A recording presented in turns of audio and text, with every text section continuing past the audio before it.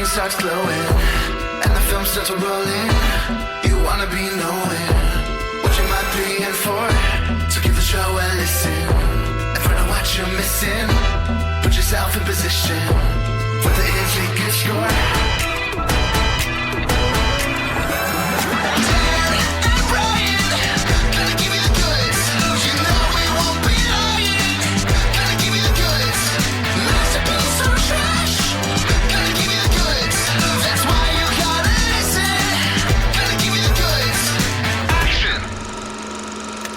Hi, everyone, and welcome to The Goods, a film podcast. This is Brian, and Dan is with me. Hey, Dan. Hey, Brian. We're gathered together for the 206th episode of our podcast. And as always, we're here to talk a movie. An epic movie, in this case. Maybe that will make it an epic episode. Because it's Easter season, we just had Easter. And we're carrying on from our last episode where we talked a religious film with our frequent religious scholar guest, Gavin, when we talked Inherit the Wind. But this time I wanted to keep that kind of religious, spiritual bent going. And I wanted to talk a movie that's always on TV this time of year, which is The Ten Commandments from 1956, directed by Cecil B. DeMille. So, Dan, did you get a chance to watch this one at some point? Yes, I did. Epic is right. Runtime is clocking pretty high up there in our history books of the goods. Right. It's got a runtime very, very close to 4 hours, assuming you're watching the cut that's got the intro and the overture. Mm-hmm. And that was the copy that I had. So you got to kind of plan your week around it. Yeah, exactly. I did it in 2 sittings, but I kept thinking that we were at the intermission, because there is an intermission. And then it just went a little bit further. And so I didn't actually make it all the way to the intermission in my first sitting. So I guess technically I did it in 3 sittings because I watched like the first 15 minutes and then I had to stop. But after that, I watched it in 2 sittings. But I could definitely see a movie like this straining your bladder. I think it's good that it's got an intermission. I agree. Yeah, the intermission isn't at the halfway point. It's kind of like the 5/8. Mm-hmm. The 11/16. Mm-hmm. It's when you get the burning bush. That was the demarcation point. I thought it was going to be when he got exiled to the desert to what would appear to be a death sentence. You know, that's when I thought it was going to be. But then we wait till the burning bush with there's a whole handful of scenes after that. Yeah, it's kind of interesting. I read that they had 4 screenwriters work on this thing, and they kind of tackled it in hour-long chunks. Interesting. And they said it's 4 chapters. It's Prince, Shepherd, Deliverer, Lawgiver. And so it may not be coincidence that we arrive at pretty much that exact 4-hour point. But had you seen this before, Dan? I definitely had seen clips of this before, but I am pretty certain I had never seen it start to finish. Same thing with Ben-Hur. These are probably the 2 most famous biblical epics of the 50s. I know there were a couple others too, and I don't know if that's identical to the sword and sandals subgenre that you'll hear referenced, but I think there's overlap at least. But this was my first time watching it all the way through for sure. Cool. So certainly over the years, I've watched this on telecast a few times. Wikipedia says it's been airing annually on ABC since 1973. So definitely a Easter tradition, Passover tradition. So that's how it came on my radar. And then somewhere along the way, I got one of the DVD releases. This was my first time watching it in like high res. You know, it wasn't a Blu-ray. I think I rented it on Amazon or something, but like crystal clear picture. And it actually like detracted a little bit because now I could see the green screen seams. Yeah. And I mean, we'll talk about it. I would say like 75%, maybe more like 2/3 of this movie has just tremendous production values. And then other parts of it are people standing in hotel lobbies talking, basically. And that was when I was like, oh, well, this is supposed to be a palace room, but it just looks like an office. I don't know. It just looks like a building, like a set. So I don't know if you noticed that too. I think it probably pops out as the inequality in the production values between different sets. Maybe pops a little more if you have the high res. Yeah, it used to seem seamless. I could see differences these days. It didn't bother me too much, especially when you compare it to Cecil B. DeMille's previous film was Greatest Show on Earth, which we talked not too long ago. And like, look at how green screen was used in that movie, and it was just awful. Right. Much better here. Yeah. No part of this is like broken or ugly or bad, I would say. Yeah. Where some of the green screen in Greatest Show on Earth was very meh. But Charlton Heston returns from Greatest Show on Earth as the star. And in this case, he's playing Moses.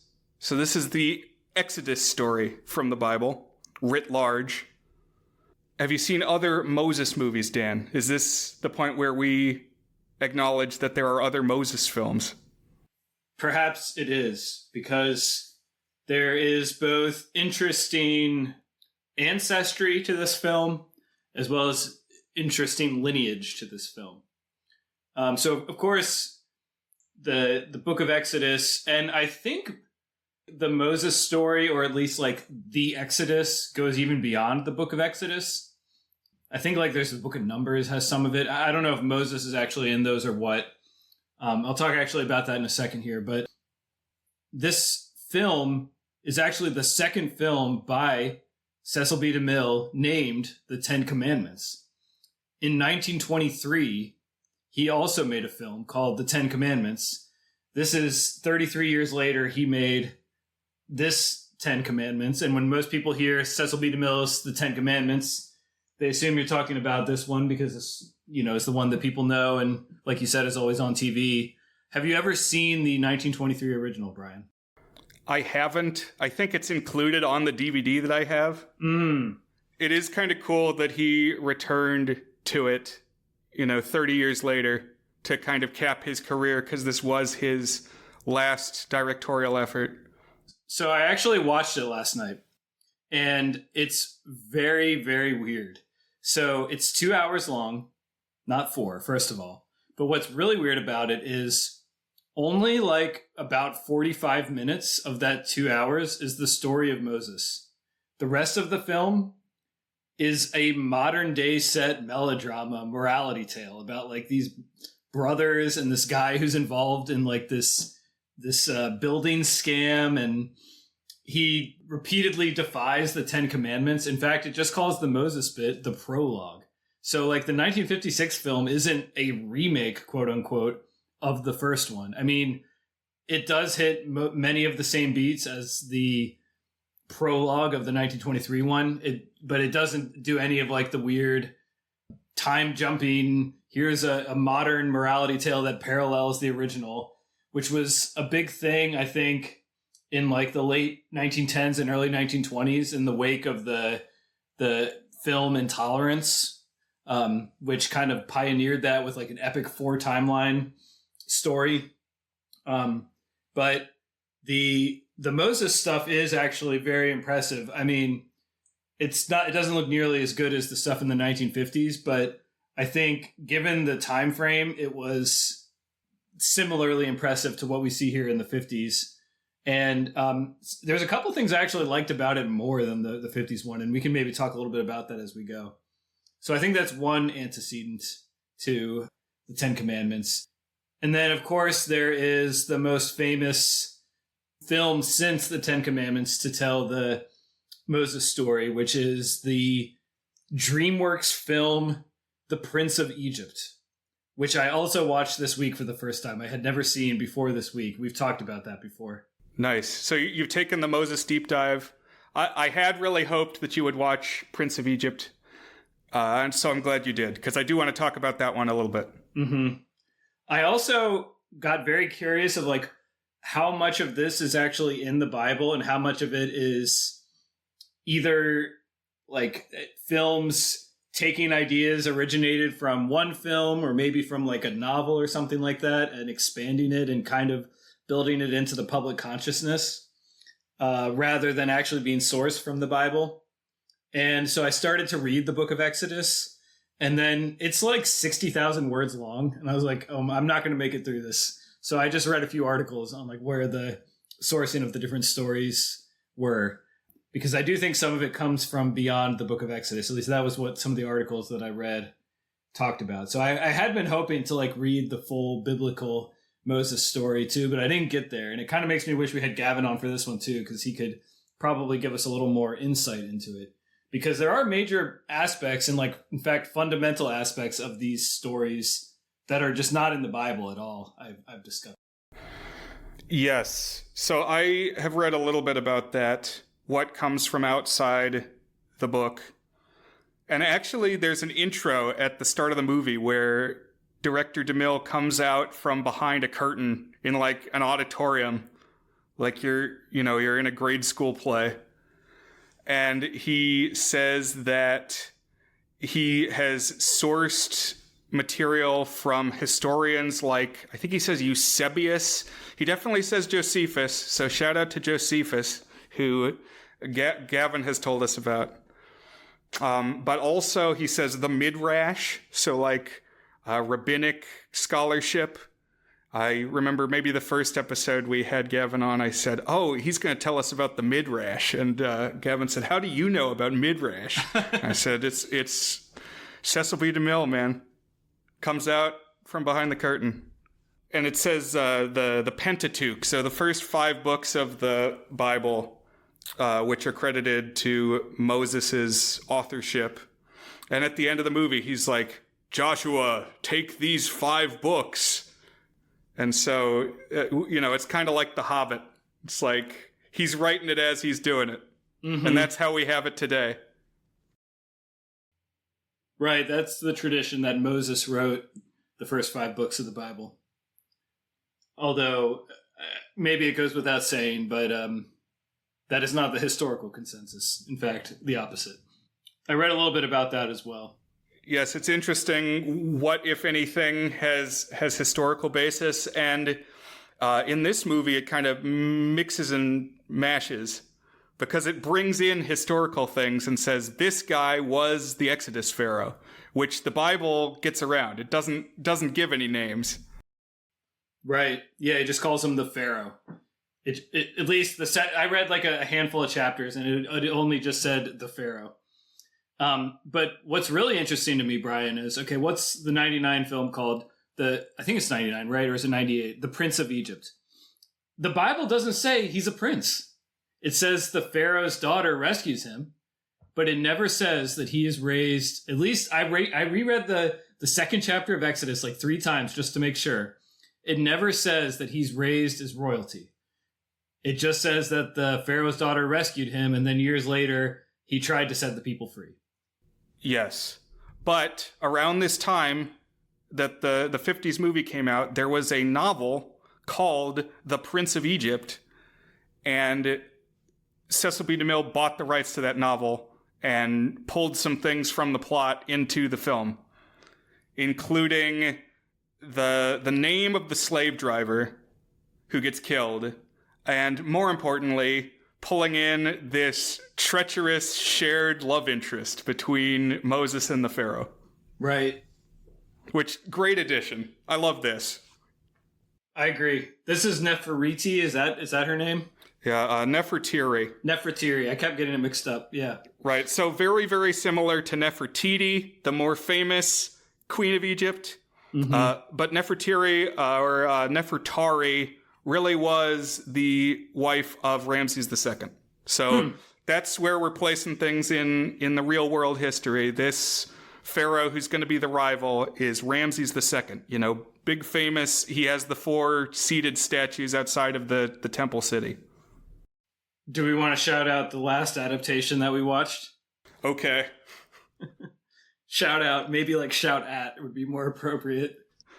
Yes, Gavin insisted that if we're going to watch Prince of Egypt, and if we really want to make this an epic episode that covers all of the Moses filmography, we needed to also watch Prince for Egypt from Dingo Pictures, which on one hand you could say makes mockbusters. I don't know if you could even say that.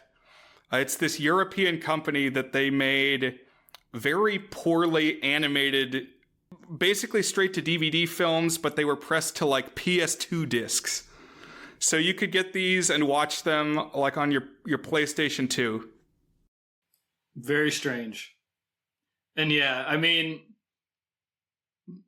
I don't get too much joy out of like stuff that's just bad. Like, I like weird bad and quote unquote so bad it's good that would not actually call bad in that circumstance. This is just the dregs. It's like someone got basic animation software and spent a couple of weeks throwing this together. And then, yeah, but it's the voice work is the ridiculous part. Like, it'd be one thing if it was just badly animated, but the voice work, it actually, I have to say, it verges into funny, the voice work. What's your take? Yes, I agree with all of that. I would say this is not their worst film, and therefore not their most entertaining. Okay. Dinosaur Adventure, their like Land Before Time knockoff, is the all-timer. Dinosaur Adventure. They also have Toys Room. They have Animal Soccer World, which basically traces over the soccer scene from Bedknobs and Broomsticks. I wonder what film Toy World could be inspired by. Yeah, that's a head scratcher. Talking Toy Tale. But I did want to spend the bulk of our time on 10 Commandments 1956 with a little bit of discussion of Prince of Egypt. Because definitely both movies that I like. And how this 50s film would be presented, I read that there was some back and forth of, do we keep the frame story? What do we do? And one of the ideas that I found interesting is they thought about doing like a Decameron type thing, where the setup is that it's these Israelites on the Exodus, but like as they're traveling, we get 10 stories of 10 of the people, and they all are like violating one of the commandments. And how does that go for them? Okay, interesting. And it's like, that would have been a mess. Like, that would have been a whole lot. So the Exodus story is that it begins with the Pharaoh, like a previous Pharaoh, issuing this command that the slaves, the Israelites, the Hebrews, are enslaved in Egypt, and I guess they're breeding too quickly. The population is growing, and there's fear that there might be an uprising, and there's a prophecy that one of the slaves is going to rise up and lead the others out of bondage. And so to put the kibosh on this, the Pharaoh says, look, if it's prophesied that the deliverer is being born now, go and kill all the male babies now among the slave population. So that was another interesting thing. You said this is the Exodus story, but I also don't, again, I only got a few chapters in, so maybe it gets like added later in the story. But the notion that there was like a lot of prophecy for this one to deliver them, where does that come from? Do you know? Okay, I don't know that for sure. I'm probably going to say some things that I'm not going to be able to cite line and verse. Well, because I actually think this is really interesting, because one of my big takeaways from the 1956 film is that although it's telling a biblical tale from like a time far away from the US 1950s, I actually think it feels culturally very US 1950s. And like this Moses is basically a Christ figure throughout this story, like presented in a way that we think of Jesus in Western Christianity. Yes, I think so. Again, this is on TV all the time at Easter, and it does really play up all the ways that Jesus kind of rhymes. Mm-hmm. Yeah, it's like poetry. But I think the cynical reading of that would be when Jesus was doing all the stuff that he was doing, kind of building his following, it probably behooved him and especially all the people who followed him to play up, oh, well, this is all like preordained. This is all part of a big epic tradition of deliverers who escape the purge by the skin of their teeth and then, work the miracles. And I think like finding ways to line Jesus up with the tradition of the previous miracle workers, I don't know, it helped build an image. Sure, but like this, it's not like Jesus saw the 1956 Cecil B. DeMille story and based his following off of that. Like I kind of feel like this rendition in particular is taking what Jesus would become. But you're absolutely right that Jesus himself was inspired by the prophets and the Hebrew leaders that preceded him, Right. Also worth noting, I'll just say now, in the vein that this feels very 1950s American, is every actor white? I think so. I think there's some skin toning makeup going on in this. Oh, I would say yes and no. Because there's some like brown skin. There's some characters who live in the desert who are Midians and Midianites. And I want to talk about Midian because I find Midian very confusing. But I actually think this is kind of a thoughtful film on race, and there are black people in it. Like there's discussion of Ethiopia, there's discussion of Nubia, and it seems that there are some other ethnic groups also enslaved by the Pharaoh. I actually agree with all that, despite my flippant remark. Good point on there's like the Ethiopian dancers, and I think there might be not just dancers, but like leaders. So there definitely are people of color in this film, although I think the leads are all white. Yeah, and it's so very much we got some white ancient Egyptians. I find that discussion of what ethnicity were the ancient Egyptians pretty interesting. But the answer was different things at different times because it was taken over by different groups. Pretty white across the board in this depiction. Yul Brynner, kind of an interesting... Like, I always picture, probably because of this movie, Yul Brynner as, like, the quintessential ancient Egyptian. And I don't know what his makeup is. It's kind of like The Rock. It's like anything that you tell me that Yul Brynner is, I'm going to believe you.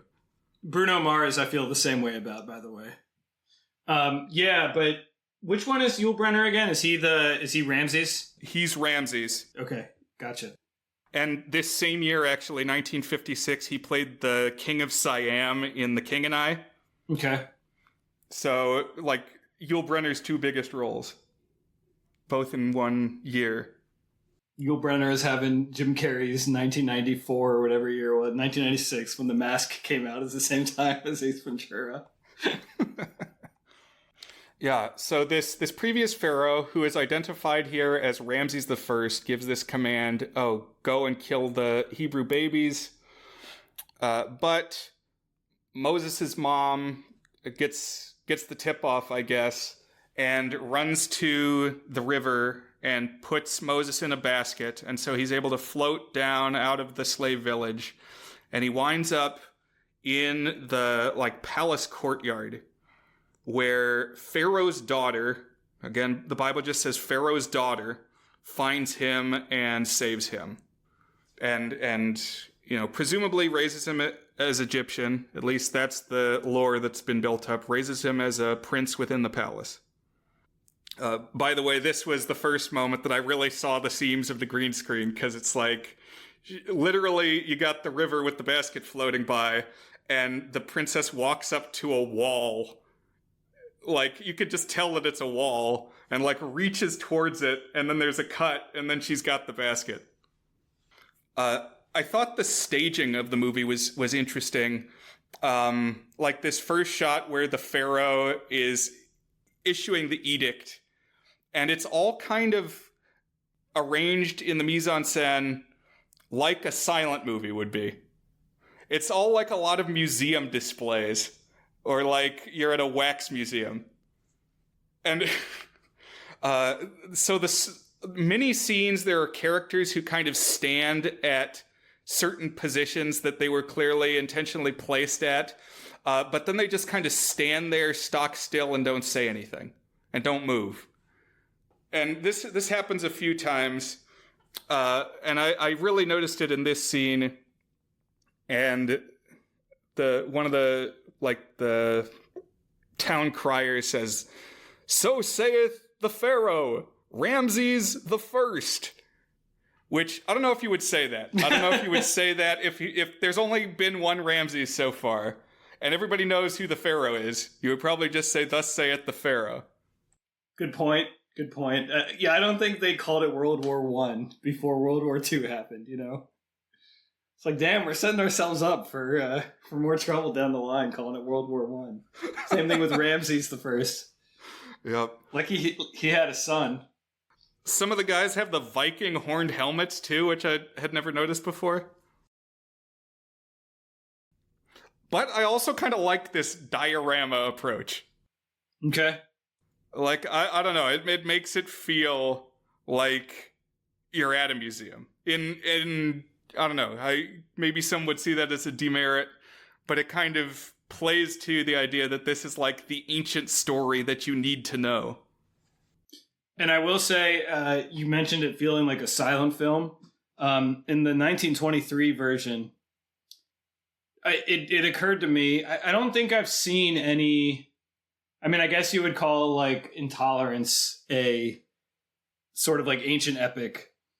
But a silent film, like, being a representation of a mythic story, it really actually kind of works pretty well, because there's a sort of uncanniness and, like, distance from the interiority of the characters that comes with being in a silent film, because you don't have their dialogue. And I just felt it worked really well with the Moses story. And you got weird stuff like Moses just kind of like floating into frame out of shadow to talk to the Pharaoh, and definitely like felt appropriately mythic in the silent version. And I think you're right that the 50s version does a little bit to kind of preserve that feeling. So the genealogy of this whole thing is a little complicated, as well as the historicity, because, as we said, so Ramses I issues this purge order, and Ramses I was the grandfather of Ramses II. So the son in between is Seti I, who we do spend some time with Seti. He's played by an actor named Cedric Hardwicke. Very British. But then, so Pharaoh's daughter is the daughter in this movie, daughter of Ramses I, sister of Seti. And so she's the one who's raising Moses. Seti is the father of Ramses II. This makes Moses and Ramses cousins, adopted cousins, but they call each other brother. Thank you for explaining it like that, because I got a little baffled from time to time as the movie was going on. So they're not actually brothers in the film. That makes sense. Right. I mean, because of the provenance of Moses, they wouldn't really be brothers anyway. But, well, yeah. Like, not even as one might assume. It's like, no, they're kind of cousins. Although in Prince of Egypt, it kind of simplified it some. Yeah. Oh, definitely. I mean, they did it all in 90 minutes in Prince of Egypt, so they cut some corners. So one thing that was not clear to me, and I think I figured it out, but does Moses know that he's adopted at all? We know that he doesn't know at the start that he's Hebrew by birth, but does he know that he's adopted at all? And I think the answer is he does not know that, right? I think he does not know that, but that I'm less concrete on. Because Ramses seems to accept that they're related. Right. And when there's discussion, as we'll get to, about like who is the proper heir, it never comes up. Oh, one of them's adopted, so, shouldn't be legit. Right. Because we flash forward a ways, and they're grown. Ramses is Yul Brynner, and Moses is Charlton Heston. By the way, baby Moses was Charlton Heston's son. That's awesome. Yeah, he had just had a baby. But already there's some tension between Moses and Ramses, and it's for a couple reasons. So it's set up that the Pharaoh, Seti I, can give his throne, pass it on to whoever he chooses, basically. So, I mean, I guess there's like a short list of contenders, but it's merit-based. It's like the emperors in Rome, that it doesn't have to be the son. It could be, I choose this guy. I can have my honorary nephew or whatever and say it passes to him. Yeah, it felt kind of Shakespeare to me, too. It's like, isn't one of the famous, is it King Lear, where it's like he's got the 3 sons or something like that? So I know King Lear has 3 daughters. 3 daughters. Okay, I get them all mixed up. I don't know. But I haven't actually read King Lear, so you could pull one out and I wouldn't know.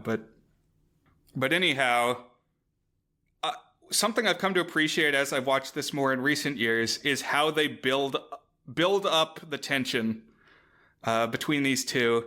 And specifically the kind of arc that they give Moses in this first bit.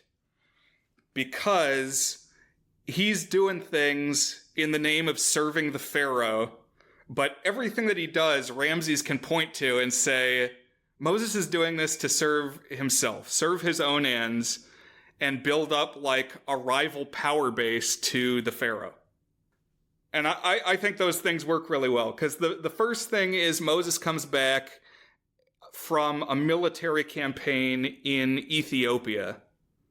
So he's defeated them militarily, but he has formed an alliance with them. Like, instead of being cruel and like wiping them out or whatever, or plundering Ethiopia, he has made them like a client state, I guess. It's like they're gonna actually help Egypt and fight alongside Egypt, but also be giving them a bunch of treasure. And this was another thing that felt kind of like American to me, was like foreign relations in like a, I don't know, modern sense. Didn't feel like biblical epic, we went out and we crushed our foes. He was like, I negotiated a peace treaty and we will trade these cultural items and these economic things. And it definitely like makes you sympathetic to Moses because he loves peace, But right. Yeah. Yeah, that is interesting to read it as like a Cold War thing. You're building spheres of influence. Right. And so Moses can say, look at all this treasure and this peace and this stronger power base that I've brought to Egypt. But Ramses can point at it and say, well, no, you just made friends with this other army who are going to be more loyal to you than to Seti. And also the Queen of Ethiopia is batting her eyelashes at you. And then the next thing is Seti wants like a new city built for all of his treasure. And Moses also happens to be like an amazing architect and he's good at everything. So like to get the treasure city built, Ramses is saying, well, we can't do that right now because the slaves are like being uppity. They're complaining. They're champing at the bit. They're not doing what we tell them to do. So there's no way we can take on a big architectural project right now. And Moses says, well, what if we offer some carrots and not just sticks? Let's see what they want. Let's go talk to the Hebrews. And then the next thing is he's like giving them grain from the royal silos and giving them the seventh day to rest. And here Moses' argument is you catch more flies with honey than vinegar. It's like you be nice sometimes and worker morale is going to be better and they're going to be more productive. It's like recently the work from home debate. It's like, well, the workers like that, but does the work still get done? And at least most of the studies that I read said, yes, the work does still get done.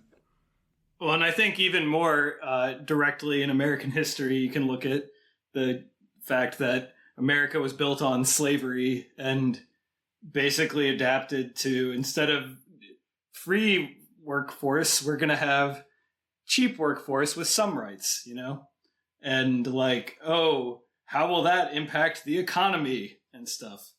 And the shadow of that in this as well.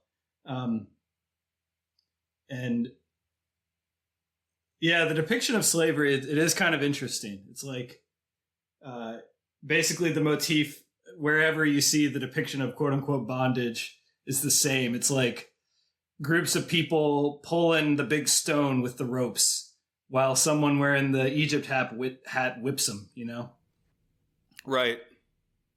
And so I read a little bit about the history of this situation, at least as it's presented in the Bible. How did the Israelites wind up as slaves in Egypt? And we talked about it a bit in Inherit the Wind. It is surprising how much detail it goes into with the genealogy in the Bible. It's like you can track things very specifically from person to person, from father to son, in those first couple books. So, if you've watched Joseph and the Amazing Technicolor Dreamcoat, or anything with Joseph, they actually made like a direct-to-DVD prequel of Prince of Egypt about Joseph, which I haven't seen yet. It's got Ben Affleck as Joseph. Oh, interesting. But, so Joseph was one of 12 sons of Jacob. So they say the 12 tribes of Israel, these are the 12 children of Jacob. And like his youngest son is Joseph, and that's his favorite son. And the other brothers resent Joseph. And so they like tie him up and give him to slave traders. And he winds up as a slave then in Egypt, or like as a prisoner in Egypt. But he winds up tight with the Pharaoh because he can like interpret dreams. And so one of the deals that he makes is like somewhere down the line, his brothers run into hardship. And he asks the Pharaoh, hey, can my 12 brothers or the rest of my 12 siblings come and live and settle in Egypt? And so they did. And like somewhere in the aftermath of that, they end up indentured to the pharaohs. And so one of the brothers of Joseph is Levi. And so one of the branches of the Israel tribes is the Levites. And Moses is a Levite. So I know that was a big info dump, but it actually is mentioned in the movie. They say, oh, he's wearing the Levite cloth. And like when the Exodus starts, all the tribes like fly their standards. And they're like, Levites to me. My favorite tribe of Israel is the tribe of Dan. Did you know that there is a tribe of Dan as one of the 12? Oh, is there? It's probably not pronounced Dan. It's probably like Don or something like that. But yeah. Yeah, there was a lot of stuff. I only read a few chapters of Exodus and then I got overwhelmed. But like the whole thing where a big emphasis on like being a worker is the importance of straw, I think is the word that they use, is something that comes from the Bible as well, which I didn't really understand. I guess it's like a component in some of the construction materials or like aids in the construction, but that's kind of like a major point, is the importance of straw. Yeah. So my understanding is that the straw helps bind the mud together or whatever. Yeah. I haven't made a lot of bricks in my lifetime. All right, back on track. Back a few generations post-Joseph. Here with Moses and Ramses. And another thing that's feeding their rivalry is there's a girl. There's a woman whose name is Nefertiri. And she loves Moses, but she is, in this system, I guess, automatically betrothed to whoever is going to be chosen as the next pharaoh. And I don't know how the heck this works or who she's related to. Yeah, this felt like, like a Shakespeare plot point. Like, that's an additional element of stakes to who becomes the pharaoh. Yeah, they call her the throne princess. But it's like, well, who are her parents? I don't know. It seems like we're in Tutankhamun territory, perhaps, where somebody's marrying their sister. Right. But they don't say that. I did like this character, though. She's kind of interesting, because sometimes she's like a femme fatale, like a seductress. And other times she's like the sympathetic love interest, and other times she's just a conniving villain. It's like she kind of goes through a handful of mini arcs throughout the film. Oh yeah, she's awesome. I do think the lead characters in this film are well written in terms of going after what they want. And Nefertiri, top of the heap in that regard. Yeah, and she's played by Anne Baxter. I don't know if you already said that. But yeah. Who was an Oscar winner. Oh really? What did she win for? Apparently, I believe it's a film called The Razor's Edge, where she won a Best Supporting Actress, which I had never heard of except when I was looking up the cast. So fairly early on, Moses actually does find out that he's of Hebrew birth. There's another servant who knows it and doesn't want him becoming Pharaoh. And so she tells Nefertiri, I guess, because Bithia, the mother, already knows, but tells Nefertiri. And so then Nefertiri just immediately strangles this treacherous servant to death. Happens off screen, but it's like, damn, she's pretty strong. Or I guess maybe she pushes her off the balcony, doesn't she? Right. I was going to say, was it a strangling or was it pushed off the balcony? Yeah. Yes. Either way, it would take some heft. But again, she goes after what she wants. Not to be messed with. And so then Moses finds out. And initially, the approach that he takes is there's a couple beats to it that again gets simplified in other adaptations. But it's I think he immediately goes and he's like, well, I will live as a slave. And so then for a scene, he's tromping around in the mud. And Nefertiri basically says, don't do that. You would have more influence if instead of doing that, you try to rule over your people with a kinder hand. And so then he tries that for a bit. And there's this other guy, Joshua, who's, I guess, a little younger. He's played by the dude who married Bo Derek. And it's complicated. There's a whole lot of characters in this movie. Right. So Joshua, he kind of ends up being a really important character as this goes along. But I don't know, this is kind of a loaded phrase. Is he the quote unquote blood trader, the one who's Hebrew, but who kind of sells out? Or is he not actually Hebrew? I thought he was Hebrew. Okay, so I think the person that you're thinking of, the race trader, is Dathan. Okay. who is the Edward G. Robinson character. He's kind of, I thought of him as like the, what do they call them in the concentration camps? They're like the capos. They're the ones who have to basically work for the Nazis, but are Jewish. Okay. That is who I'm thinking of. Yeah. No, so that guy also important. Also an important character. And actually, that character is in the Bible, and I didn't realize that. So, which one's Joshua again? Okay, so Joshua is the guy who ends up taking the mantle from Moses at the end of the story. Oh, he's sympathetic. He's the next leader. Joshua fought the Battle of Jericho, Dan. He's the one who marched around the wall of Jericho. It's the same guy? Yes. So he's the next chapter of the story. So here he's like, he's not anybody for a while, but it's like, oh, Joshua, I've heard of Joshua. So it's like in part 3, Bible part 3, he's going to be the big name. Mm-hmm. Yeah. But he's got a plot line in this early part of the story where he is in love with this Hebrew girl who her job is to take water around to the slaves. And she catches the eye of this sleazy guy, Dathan, that you mentioned. And Dathan at first is like the overseer. And he's another one who really goes after what he wants. And so Dathan is a climber. So he's the overseer to begin with, but he's just like always climbing the ladder. Right. And yeah, he's lascivious. He's making eyes at this girl. And so he's got tension with Joshua.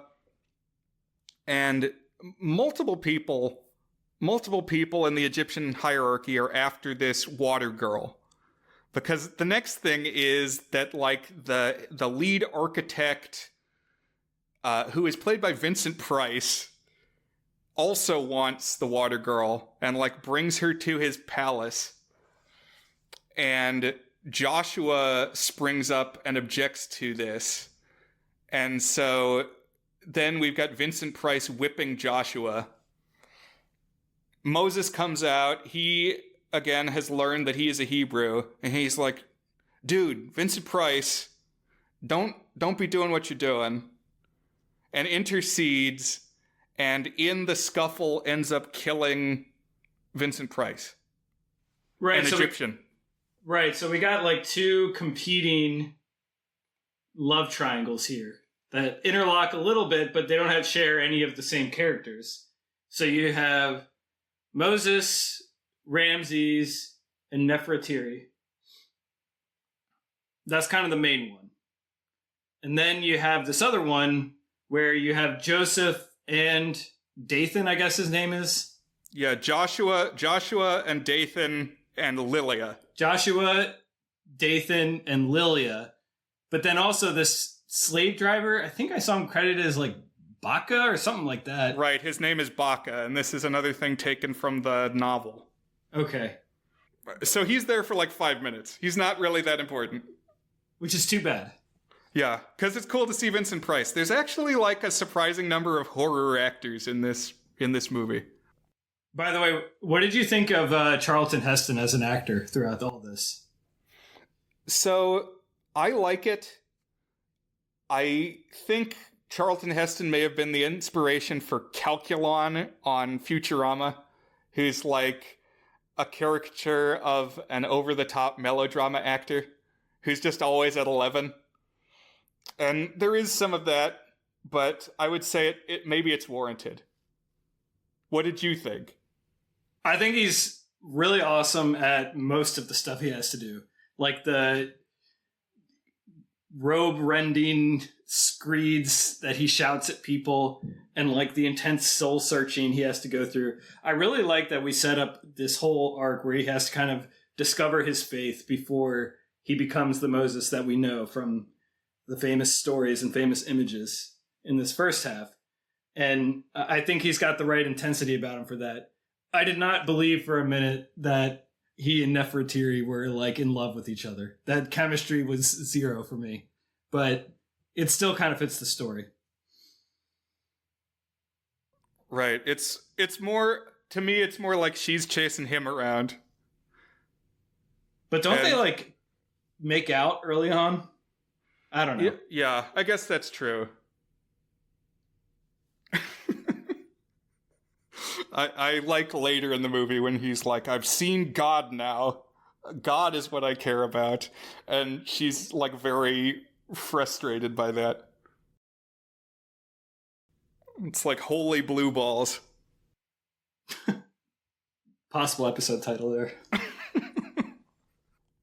One thing I really love about this movie that I appreciated even more this watching is all the kind of infrastructure that the Egyptians have, all the communication systems that they've got in this ancient world. It made me think of Spaceship Earth again.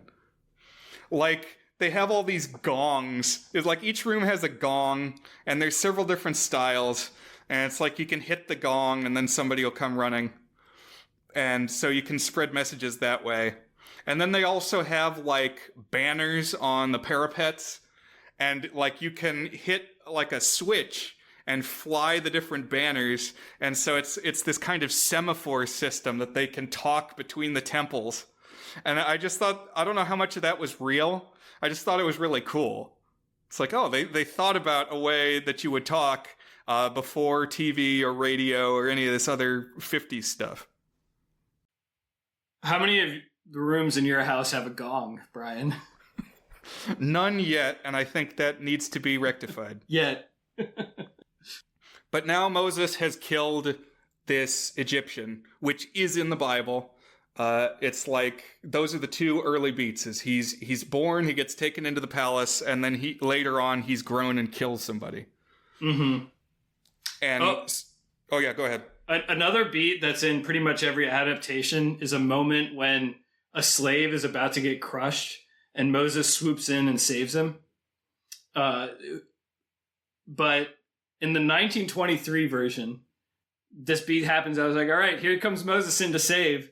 And then Moses just doesn't come in and the person gets crushed and dies. And the point is like, oh, slavery's bad. But I was still very surprised because I had been set up by the Prince of Egypt and by 1956 Ten Commandments for the this person to get saved. But like, nope, they're squashed.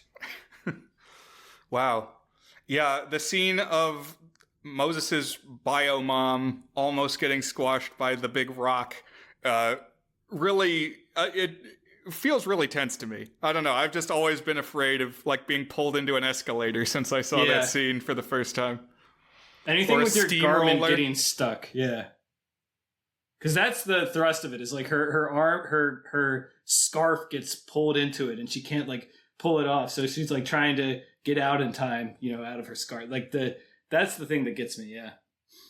Moses gets hauled before the Pharaoh and he's charged with, he's killed an Egyptian, and there's kind of like the possibility of an olive branch, a loophole being extended of, look, you're a prince and this is an absolute monarchy and we might be able to wiggle you out of this if you are contrite.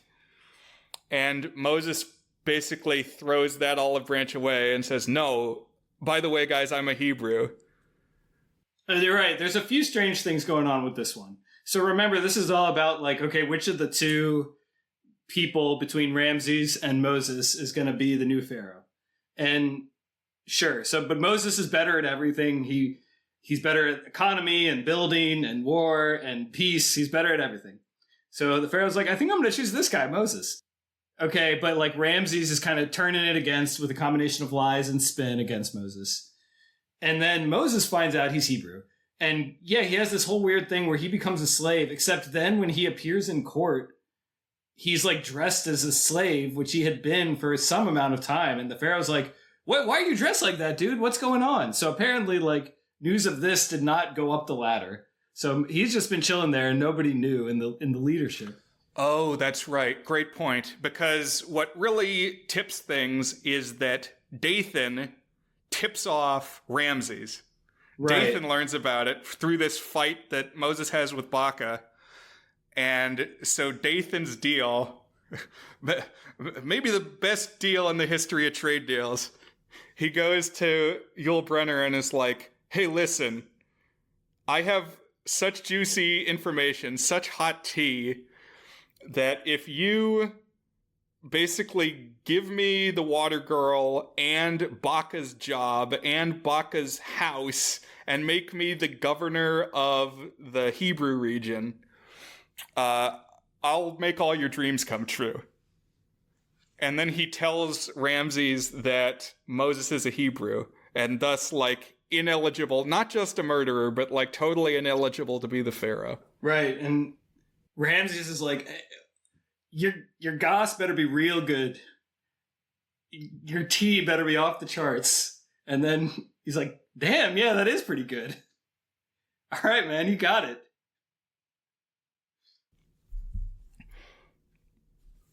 So then, yeah, Moses doesn't have a leg to stand on anymore, and his punishment is that he gets exiled.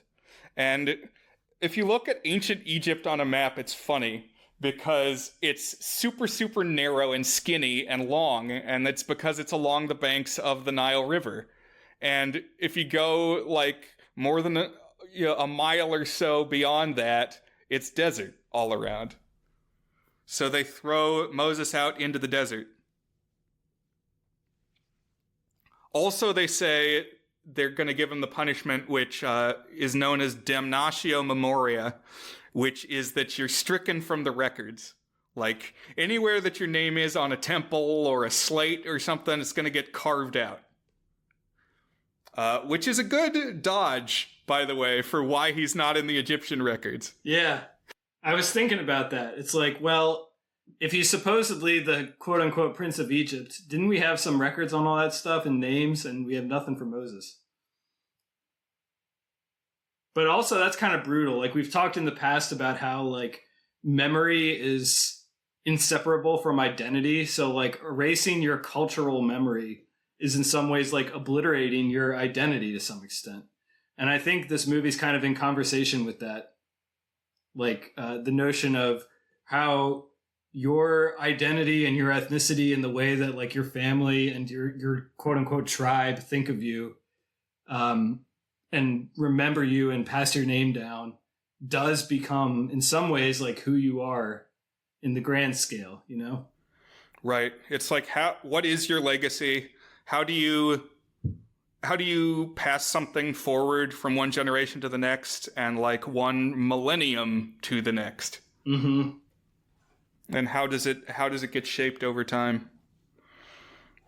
Now Moses is out in the desert and wandering around, and he ends up not dying, but instead falling in with this community of, like, Bedouin nomads called the Midianites. And this is one I asked Gavin about, and I couldn't even understand the answer that he gave. So I've read up a little bit more on who the Midianites are, what Midian is.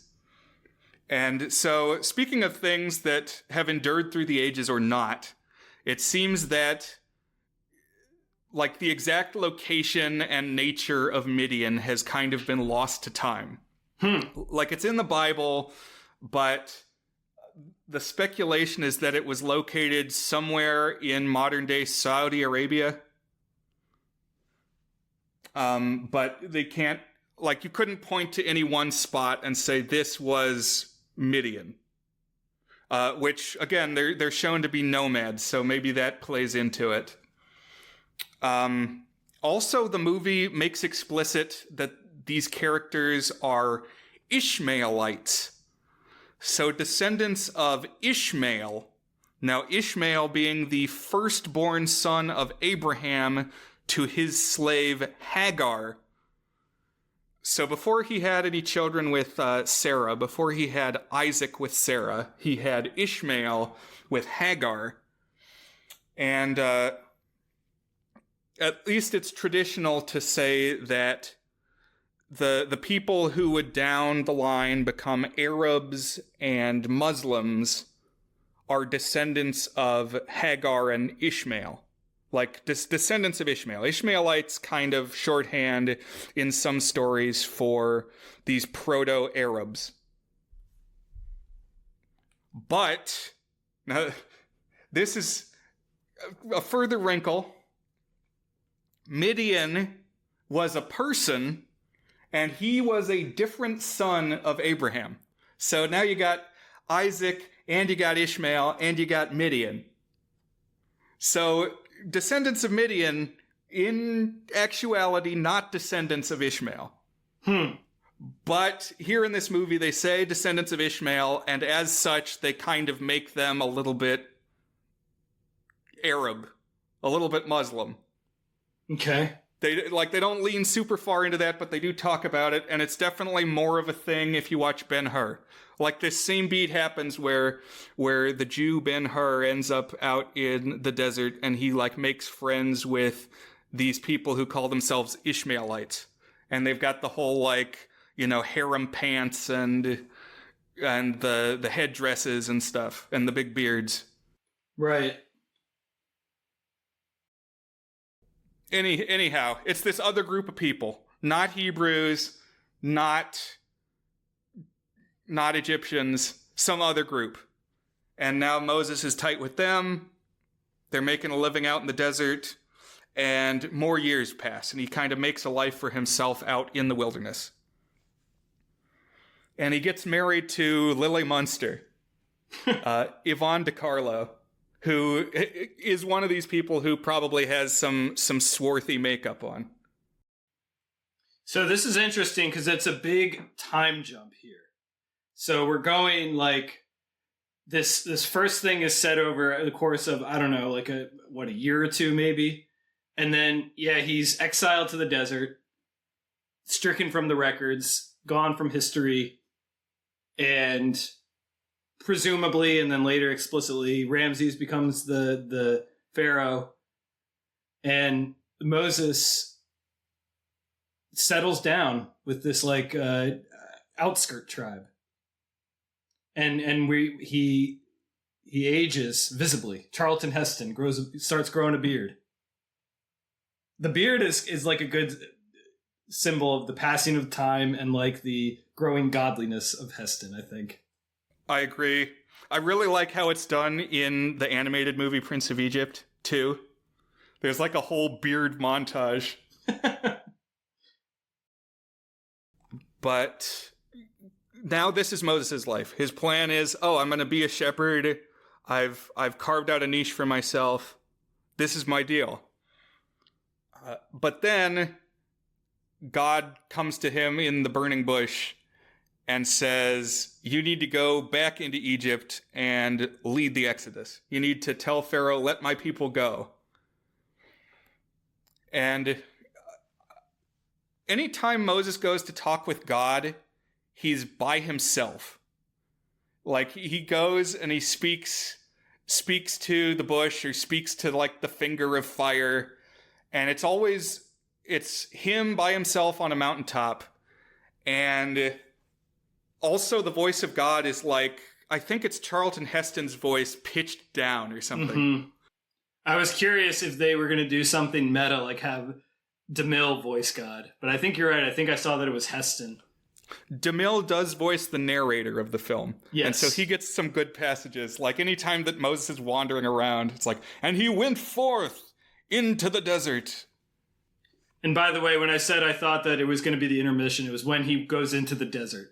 That felt like a breaking point. Like, he breaks from the royalty. But then, no, he goes to the desert, and he's got this whole episode where he gets discovered. By the way, when he's in the desert, at one point he gets completely, like, covered head to toe in sand. You're not surviving that, my man. If you're that deep in a sandstorm, you're history. I don't care if you're Moses. Maybe it's one for the Mythbusters. I will say, everything in this movie feels like they were trying real hard. Like, just, there's effort all over the place here. Even the shots that were kind of stitched together, I still felt that they had a plan and they threw a lot of money at it. And there's just people and props and like 5 costume changes everywhere. Right. I agree. I think that is a significant portion of the charm of this film, is that they just went out and did the dang thing. That doesn't happen anymore.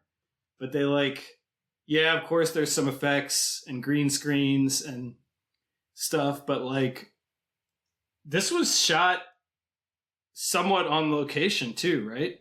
Right. So they're really doing the physical version of a lot of this stuff. Yeah. Especially when they're pulling up monument rocks and stuff. And it's damn, they actually had to build all that and and make it look like it weighed 4 tons when they were pulling up this huge block of stone. Yeah, and for all of that, it's pretty cool. Mm-hmm. Moses goes back to Egypt, and time has passed there too. So now Ramses is Pharaoh, and he's married to Nefertiti, and they have a kid. But immediately, Nefertiti is hitting on Moses again. I like the scene when Moses comes back down the hill from seeing the burning bush, and immediately his hair has turned white. He's been shocked, shocked to the bone by this transcendental religious experience, and the sign is that his hair has turned white. Mm-hmm. And it's he walks back down the hill, and his wife Sephora and Joshua, who has escaped from a copper mine and rejoined Moses, they see him, and immediately they're oh, he's seen God. So I guess this is just what happens. Is that what happened to NSYNC when they got frosted tips in the late 90s? Is that what we're supposed to take away? These boys have seen God? Because that's what it looked like to me, is when you put a little bit of bleach in your hair. But part of that is also that he's asexual now. Right. He cares not for matters of the flesh, and you could just see the frustration radiating off of Nefertiti. She's pouting. And I would have bought this a lot more if they had had sexual chemistry at the start of the film, but I never bought that. So it was kind of strange. Why are you throwing yourself at this weird Moses now? Yeah, fair enough. And Moses goes to Ramses, says, "Let my people go." And Ramses no, dude. But then Moses starts doing miracles. And the first one is turn the staff to a snake, which they do a little animated transition. And it kind of wiggles, and then it's a snake. And it's cool. I thought that was well done. I think the only time this movie really pulls a punch is when Pharaoh says, well, look, my magicians can do this type of stuff too. And so the magicians make some snakes. And then there's this cut to faces of the crowd, and they say, look, Moses' snake devours the others. And it doesn't show that. No devouring going on. By the way, far be it from me to say the Bible had bad dramaturgy or bad narrative thrust. No, it's okay. I think I've blasphemed a couple times this episode, so. But I never liked this plot beat because, to me, Moses has God on his side. So, whenever there's doubt, something divine comes in to show, yes, God is on Moses' side. And God is the one true God, the only force of the supernatural in this world. But if that's true, how come the magicians can make snakes?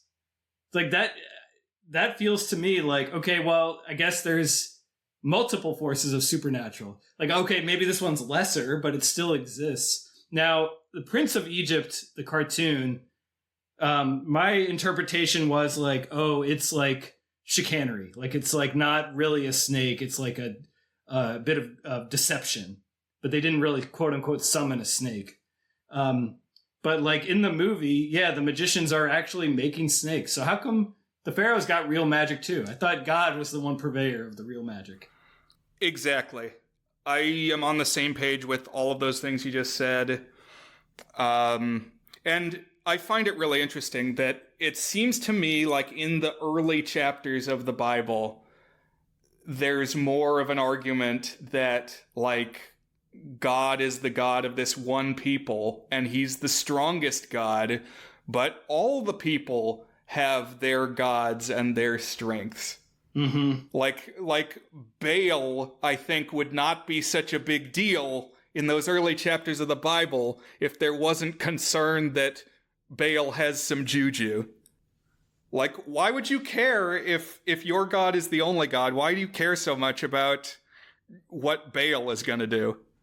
Or like the Nephilim, you know, they say, like, there were giants in the earth in those days. And it's like, well, what? Who were they? Where did they come from? Or like, again, Inherit the Wind, where did Cain's wife come from? Like, if you're the only God who's making people and you only made these people, how is Cain going to go somewhere and find more people? Good point. And I think that's another thing where, like, obviously modern Western Christianity holds that one God in three parts. So there's just one God, you know?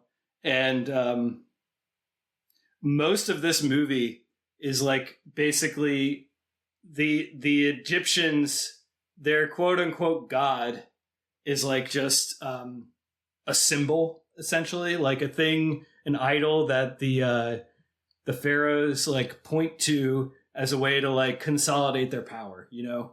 It's like, oh, these gods, they give us pharaohs the royal authority, and that is by which. But like, they're not actually gods, you know?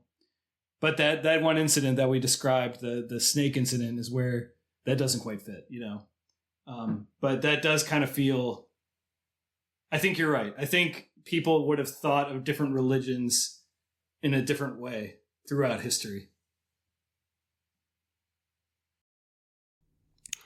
But yeah, I do like that he's got these magicians. The magicians really get prominent in Prince of Egypt. And again, like you said, they're shown to be more of charlatans. But that to a certain point, they have read up on their craft. And they're like, oh yeah, the snake trick, we got it. Oh yeah, right. the blood trick, you know, not as good, but we got that one in the book too. Put some red food dye in there. Yeah, so Moses has to amp up his game. Moses has to do some more vicious miracles. And so the plague cycle starts. And the first one is turn the Nile to blood. And the Nile is everything. It's like you can't live without water, and the Nile's where they get their water from. So that's a big problem. I thought the movie did a good job of conveying that. It's not just like, oh, damn, he changed the color of the water. But like, the Nile is like the source of life, you know? It's like the center of everything, as you said. So changing that to blood is like making it sinister, is like a sinister force coming over everything. It's like you can't go to the Wawa and get a Gatorade. Right, exactly. No Wawas in 1956 Ten Commandments. And what I really found interesting, I've said interesting way too many times this episode. I'm going to find a synonym for next episode. Compelling, fascinating. Yeah, but thought-provoking is that the Pharaoh has like a secular argument for why these things are happening, because the plagues that follow the blood river are that frogs come up out of the river, and then there's flies. So probably the flies are here because the frogs died. And Ramses makes that argument in the movie. He's like, "What? I can't assume that this is divine, Moses. There's logical explanations." Right. So like first it's the magicians, then it's like bargaining. He's going through the stages of grief. And this is kind of where it felt like the movie was saying, oh, the Egyptians are just secular, you know? But I do want to talk a little bit more about the plagues. So, or rather the lack thereof, because it just kind of hand waves them away a little bit here. A couple of them.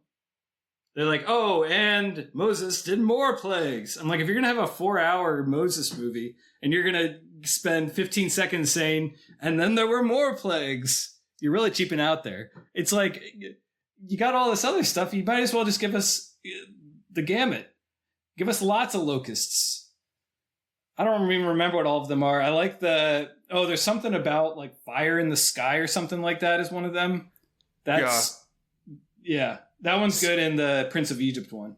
Right. So that's one of the ones that they do in the 50s movie is the flaming hail. It's like there's a hailstorm and then all the hail catches fire. So that's a pretty good trick. Oh, that's right. Yeah. Like that would have been some work. Mm-hmm. But you're right. They don't have like whole baskets of frogs, and they could have gone further with it. Yeah.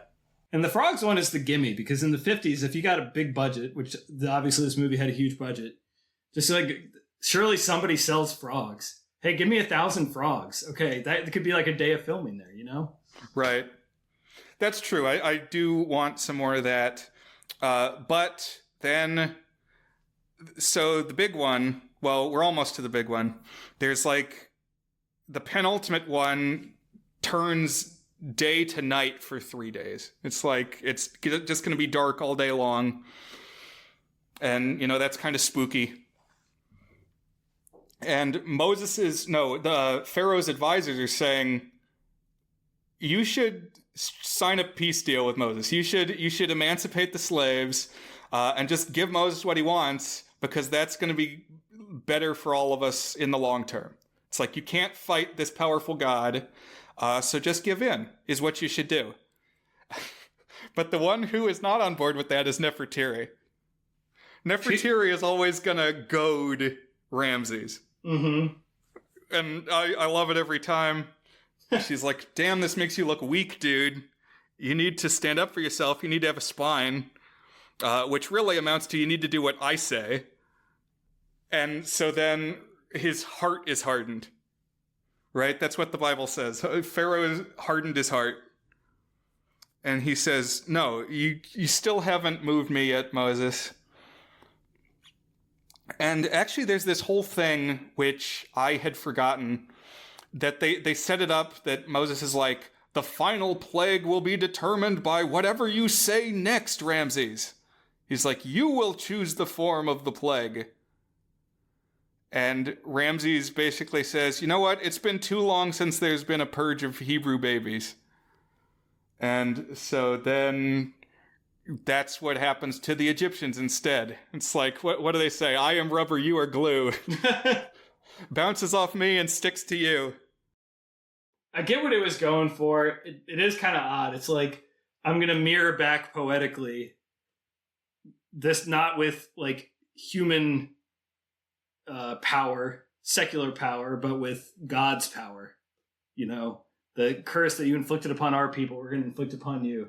But it is kind of an odd beat in the film. Yeah, I don't think it's needed. I had honestly forgotten it was in there. I think the reason that it is there is to make Moses less nasty. Like, to kind of defang a little bit what happens next. Because obviously it's the darkest plague. It's the kill the Egyptian firstborn. Yeah. And the special effect is awesome. It's this creepy green smoke hand that comes down out of the sky and smites the city. And then it like creeps along the ground like gas in World War I. Yeah. Although I think another relevant touch point is that, this took place in the mid-50s, so not far in the shadow of World War II and the Holocaust. And I think I was kind of thinking about that. Like, I think a big reason for like really emphasizing that the Jewish people need to be celebrated and lifted up. Right, and they need to like go to a land of their own. And they need to be protected, and their God needs to be acknowledged as real, like in the wake of the Holocaust. And I think, I doubt it was like explicitly evoking poisonous gas, like, gas chambers killing Jews.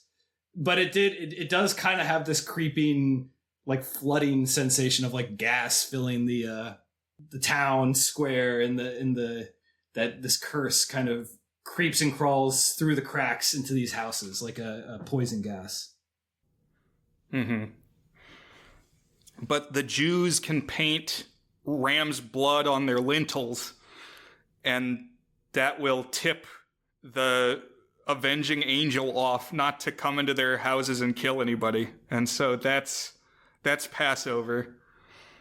And because Joshua is still pining for the water girl, he paints blood on Dathan's door, even though Dathan says, "Don't paint blood on my door." And so then, like, the morning rolls around, and a bunch of Egyptians are dead, mostly children, although they show that even if you're an adult, if you're a firstborn, you can die. But, you know, like, Ramses doesn't die.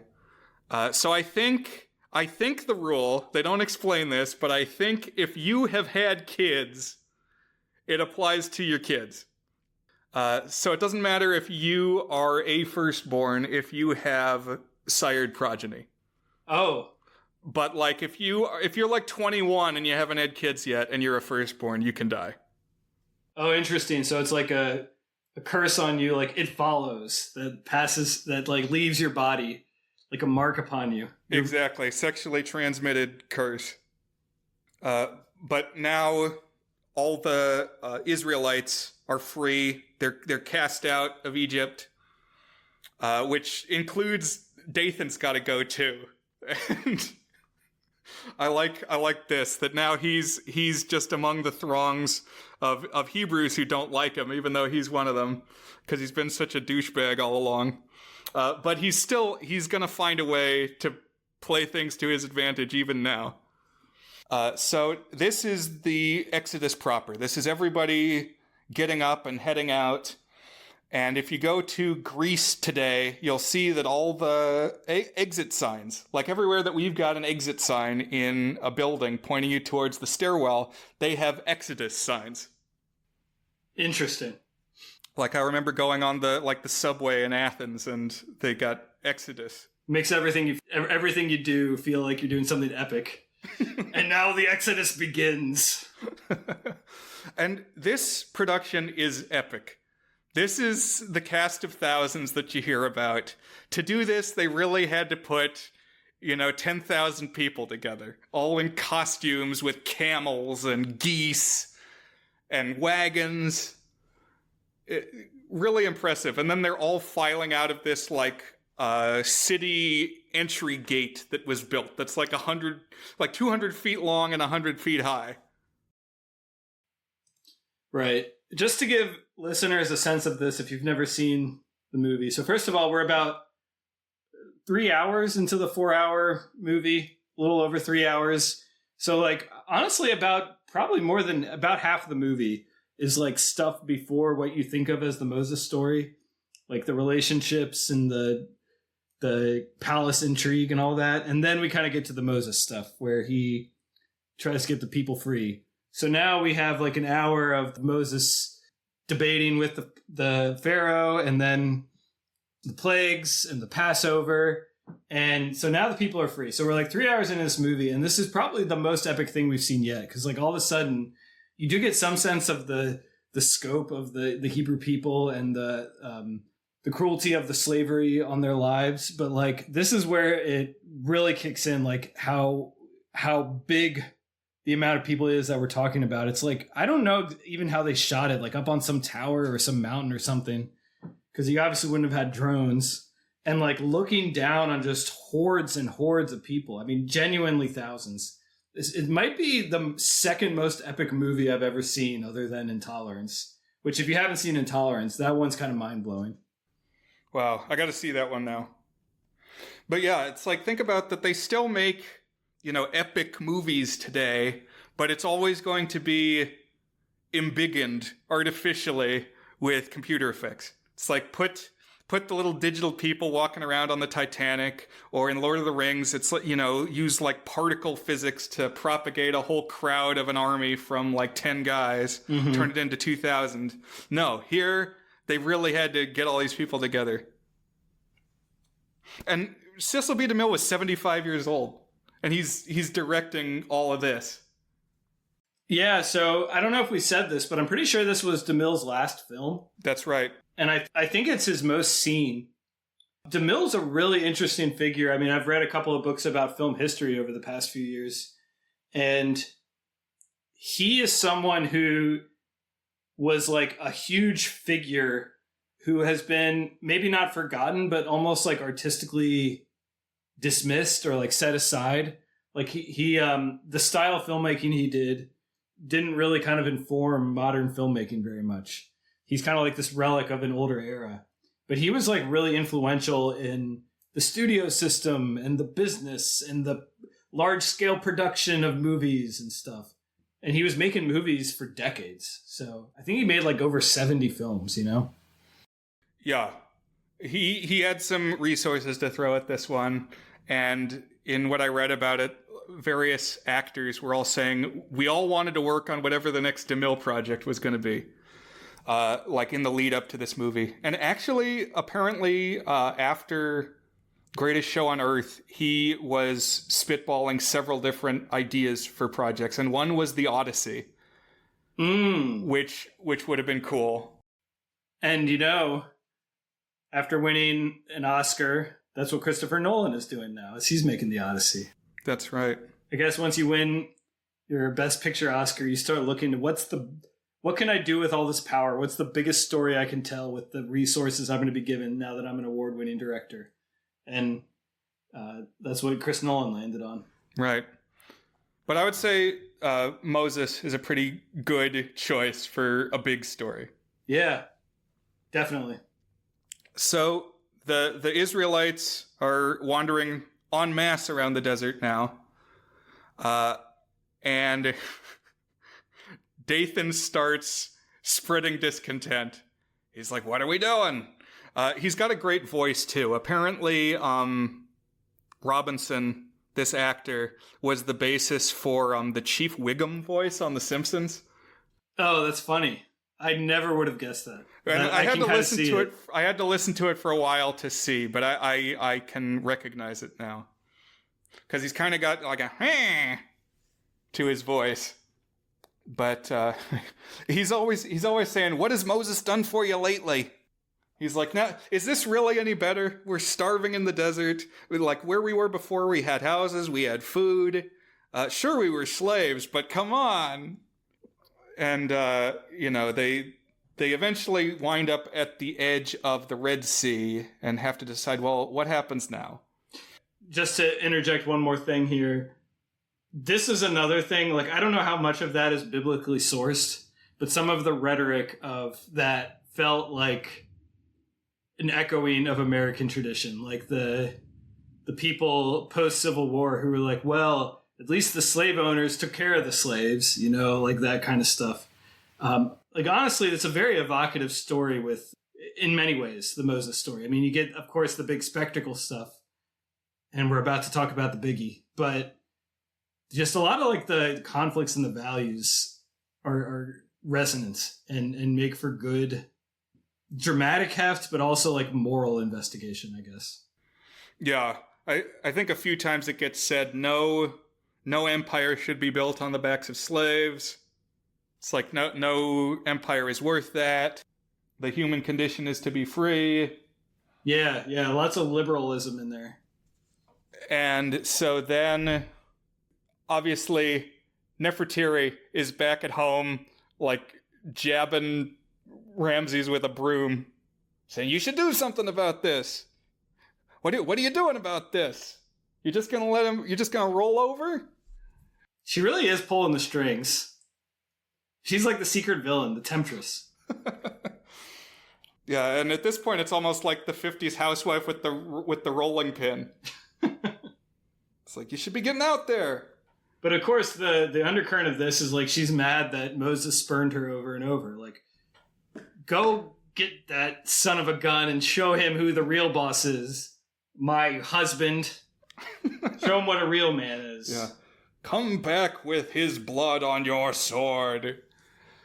And so then Ramses marshals his chariots and his troops, and they all rush out to catch the Israelites at the Red Sea. It calls for another costume change, and Pharaoh puts on his armor, which looks awesome. It's like this gold vulture armor. And they stampede out there in their chariots. So now there's two big crowds of people. And we get the parting of the Red Sea, where Moses thumps his staff on the ground and the waters part. What did you think of this? Oh, I mean, it's historic, iconic effect. I definitely had seen this referenced before and probably seen screen caps of it. I don't know if I'd actually seen the scene, but in context, building up to it, you have like all these plagues that are pretty big, but it just doesn't prepare you. Like, it really is the culmination of like, you keep putting our back against the wall over and over again, and God keeps having to step up more and more. And it looks like they're finally literally at the edge of a cliff to fall into the sea. Even with their freedom, they're failing. And then like this huge effect, and I don't even quite know exactly how they did it. It definitely like has the look of miniatures isn't the right word, but like a zoomed in on water that's obviously not ocean sized, but it looks so cool and so unique, and it's composed so well by DeMille. Like, I love the look of Moses standing on a rock looking out at the sea as like the water comes crashing back in, and it's just, and then you have like the throngs of people behind him that he's protecting. And I mean, this is the apex of the film for me. I think this is so cool.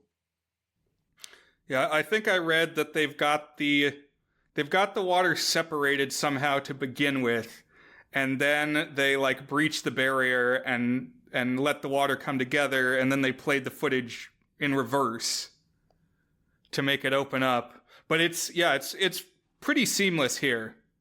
I mean, it's like you can tell the water is one element and the people are another element, but like how exactly they're doing the water is hard to discern.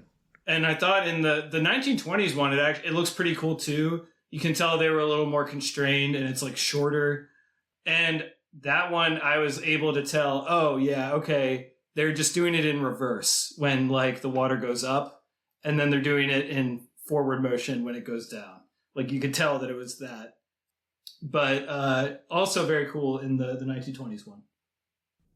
And the Hebrews do cross the sea, and the Egyptians run in there after them, which I've always thought is kind of silly. Because then, like, the Hebrews have gotten across, so their job is done, and the waters close up again and drown all the Egyptian soldiers. Right, and the whole timing of this is kind of weird, because you got the pillar of fire. Did we talk about the pillar of fire? No, not yet. So the pillar of fire comes before the Red Sea. So this is another, like, important image and important effect.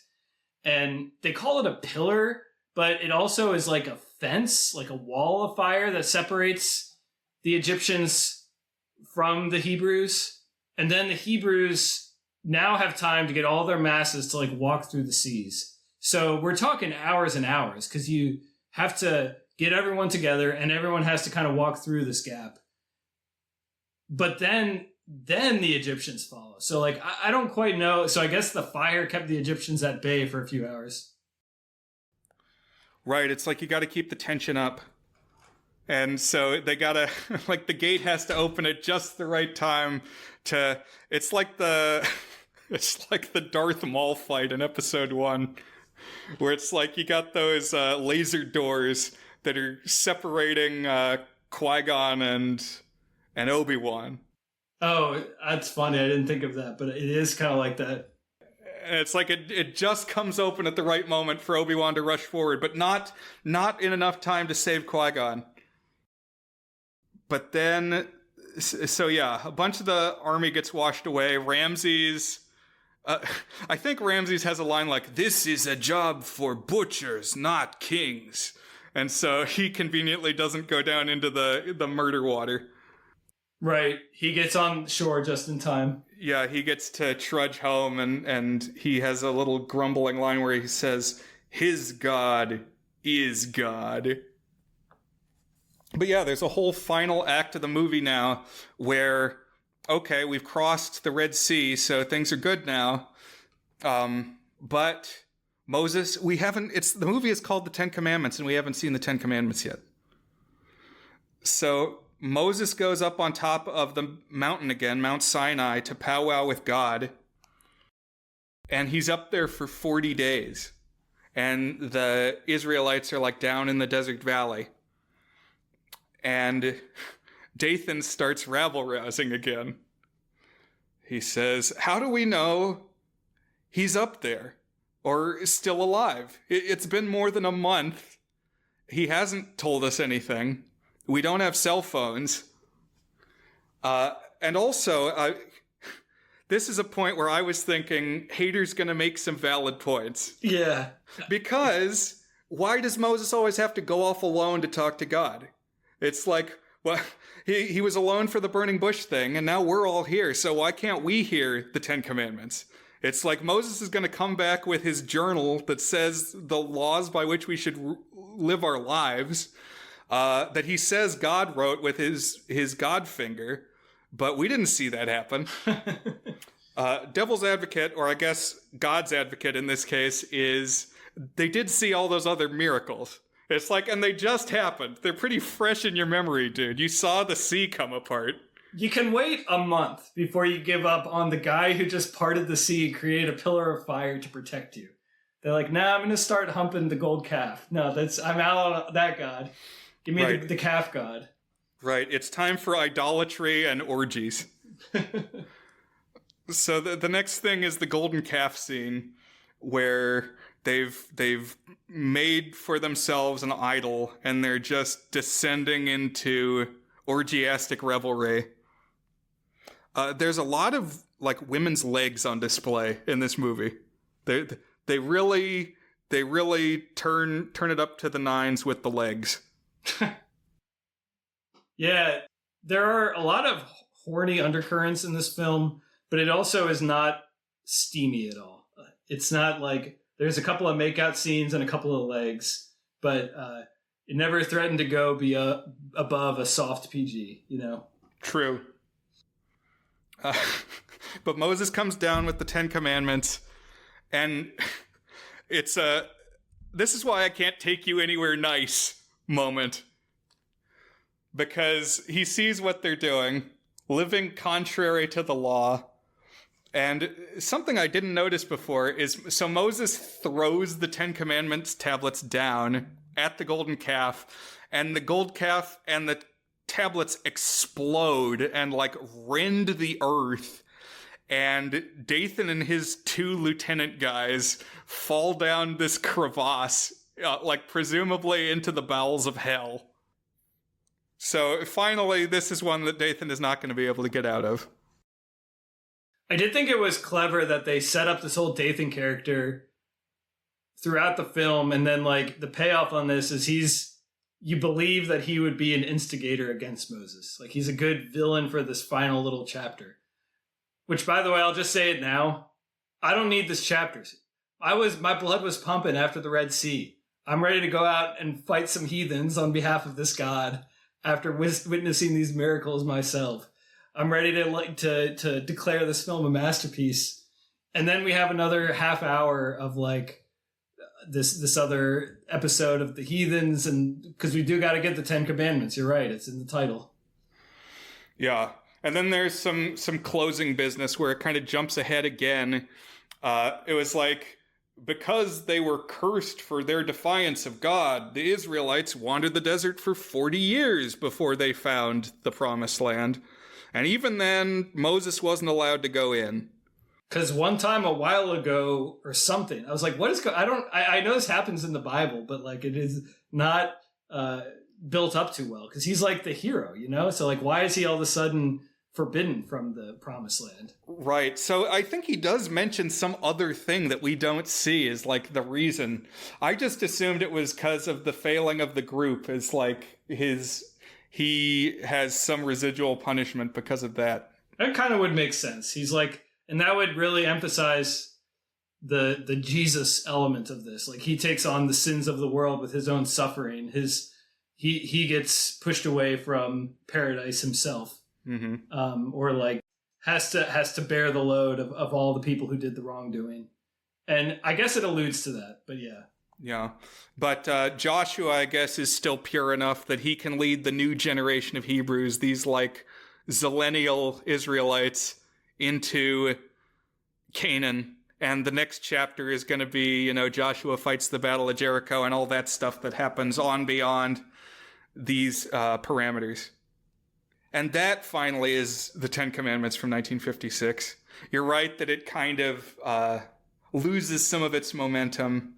And so what the Prince of Egypt does is, as soon as the Red Sea happens, it literally just smash cuts to Moses holding the Ten Commandments tablets. It's super abrupt. It's like more abrupt than the ending of Jurassic Park. I think it needed to be a little less abrupt than that. Either just not have the Ten Commandments, or I don't know. What did you think of Prince of Egypt? I thought it was outstanding. I thought it was really well done. I was like, damn, DreamWorks had this in them, and they went on like making Ants and Shrek. I guess Ants came before this technically, didn't it? Wasn't Ants the first one? Yeah, so technically Ants was their first release, although I feel like this is the one that they wanted to launch with. At least Jeffrey Katzenberg wanted to launch with this one. And it's interesting as a first project from them because DreamWorks SKG, it's Spielberg, Katzenberg, and music executive David Geffen. All of whom are Jewish. Mm-hmm. I see this as being like very much the Jewish animated feature. Right. And they're going to make this big epic to kind of flex their muscle. And it's this origin story of the Israelites. Really well done. Like, the music is great. The animation is great. The style is cool. And very different from what you would think of as a DreamWorks movie. Yes, and I guess they did make a few more hand-drawn animated films with like the bent of being historical epics. Like, did they do Road to El Dorado, or was that someone else? That's right. They did Road to El Dorado. They did one about Sinbad. But this, it still feels a little bit like a path not taken for them. Like, if Shrek hadn't been a breakout hit, maybe we would have had an era of more of these types of things, rather than like, okay, now we got Shark Tale, now we got Madagascar, that are all Shrek in a different setting with a different cast of characters. But yeah, I mean, you've talked up the opening in particular of The Prince of Egypt, and it did not disappoint. It's a banger. It's Deliver Me, is that what it's called? Yeah, Deliver Us. Deliver Us, that's right. And that was so good. But I like pretty much everything, and the big change that I really, really like that made it a much more emotionally enriching story is making Ramses and Moses buddies at the start. And also explicitly brothers. Like, because the daughter, or the woman who finds Moses is Seti's wife, not his sister. Mm-hmm. And so that makes Moses straight up the brother of Ramses. Right. And it really does a good job selling the anguish of Ramses. So you kind of sympathize with Ramses more. Like, you see why he would in a rage chase after Moses. And I don't know, that image of like him weeping at the death of his son in both movies, it's potent. And it does make you wonder, this is the God, you know, that we're worshiping, someone who would do this kind of violence. It's complicated. It's morally complicated. I'm like, this is because it's like, it just raises the stakes of like the kind of back and forth of like the plagues and the violence and the cruelty between the Hebrews and the Egyptians in an interesting way. Yeah. It is interesting what Prince of Egypt takes from Ten Commandments, though. Like, the Pharaoh is Ramses again. Yeah. And the older one is Seti. And it has actually this beat where there's like a pause, like an off-ramp of sorts, where Moses says, now you better be real sure that you want to bring this last plague on yourself, Ramses. And Ramses does say, oh, well, we're just going to have another purge because you Hebrews are too troublesome. And then it's got that beat of, oh, he chose the form of the final plague. Yeah, I almost think you can think of the Prince of Egypt as a remake of the Ten Commandments, more as a separate adaptation of Exodus. But yeah, I was really impressed with Prince of Egypt.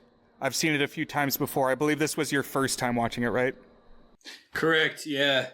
It was one of those ones that we sometimes talk about where, like, once a month, the other will ask the other, hey, have you seen blank yet? And I finally got around to it. Not that I was dreading it or anything, you know. No, this was a frequent one. It was like number 2 on the list behind Dr. Strangelove. So I'm glad that you fit it in. And even went above and beyond, as you usually do. You watched the silent film and all of that, which I haven't done yet. I'll have to. But I thought like each of the songs accomplishes something and is kind of, each one is presented in an interesting way, compelling, thought-provoking way. Like the Plague song with that montage. And yeah, the fire raining down and all the bugs and boils and stuff. Really creepy. And it focuses on this is the peak of the rivalry between the two brothers, and that they like each get a verse. Right, I agree. I thought it did a really good job in general of like refining the 1956 story into something that, first of all, is an hour and a half. Second of all, trims out like a lot of the narrative fat, I guess, or like extra stuff that isn't really needed to cut to the core of the story, while still finding like a really effective emotional in on having Moses be the brother of the Pharaoh and kind of the sympathetic young adult. I think you lose a little bit of the richness of the portrait of the different cultures that you get in the 1956 one, and a little bit of the depth, I guess. But honestly, if like between Prince of Egypt and the 1956 version and the silent one, I probably would recommend Prince of Egypt as a starting point. It's very palatable and enjoyable, and the music is, like you said, is strong. So I'm with you on all of that. I also think it's cool the Oscar-winning song "When You Believe," which is what's sung while everybody's doing the Exodus.